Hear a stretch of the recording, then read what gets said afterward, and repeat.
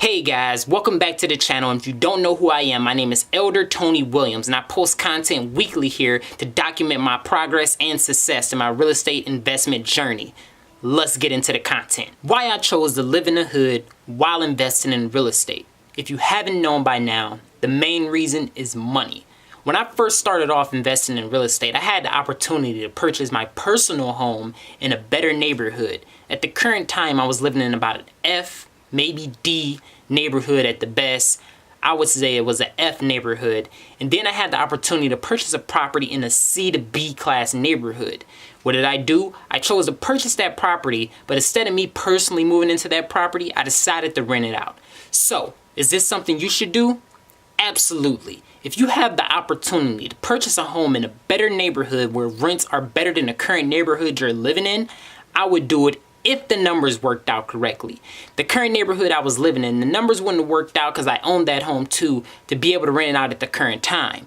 I would be able to get more money and more cash flow by renting out the home I was purchasing in that C-class neighborhood than the one I was currently living in an F-class neighborhood. So what I did was purchase that home in a C-class neighborhood, turnkey, rent it out, get it rentable, rent it out, let someone move it into there, start collecting the rent. And when I started collecting this rent, I didn't go blow it. I didn't go get a new car. What I did was bank every dollar I had coming in to be able to put into the current home I was living in the F-class neighborhood. Now, I didn't want to over-renovate this home. I just wanted to get it perfect to where it was livable and in good conditions because the home hasn't been cared to. It wasn't cared for in about like 20 years or so. So, what I did, get that home in a better neighborhood, rent that one out. The current one I was living in, I started slowly renovating that one, getting it to livable, better conditions than what it was currently in.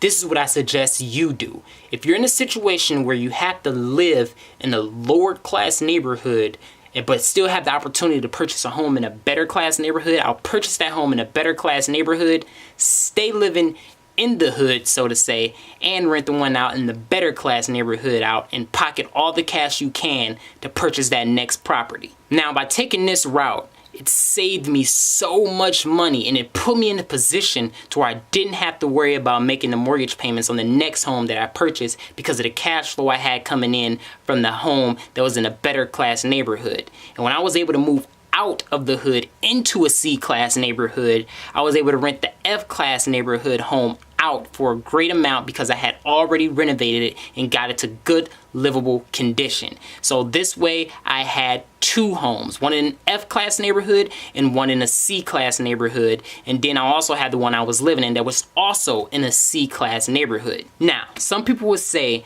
that it's risks involved with living in a lower class neighborhood, which it is. But I believe the risk, the reward outweighs the risk involved. I'm not saying to live forever. I'm not saying put your roots down. All I'm saying is live in there enough to where you can purchase a home in a better C-class, B-class neighborhood, then purchase your next home in a C-class, B-class neighborhood, and then that's when it's time for you to move out of the one in the F-class neighborhood. You want to save as much as you can and just build as much as you can before making that move. And the reason I made this video is because I was searching when that time had came, when I had that opportunity, and I was so stuck to like, hey, what should I do?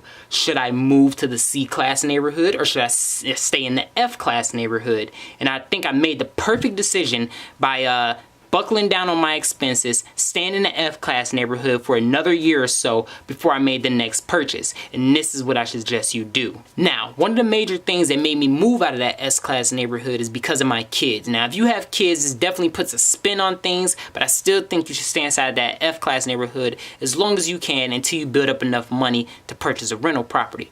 But the reason I made the move was because of my kids. If I didn't have any kids, I would have stayed in that F-class neighborhood and continued to build as much wealth as I can while keeping the expenses low. But I wanted to put my kids in a better environment, so then that's when I buckled down, made the move, moved into a C-class neighborhood. My next move will be into an A-class neighborhood, but I'm still trying to build as much wealth as I can before making that next step and gaining those expenses. Alright guys, so now if you like videos like this, make sure you hit like, comment down below and let me know what kind of neighborhood you're living in, and also subscribe to the channel. Like I said, I'm going to be making videos weekly here, and I'm going to be keeping you guys updated on my progress inside my real estate investment journey. All right, see you guys till next time.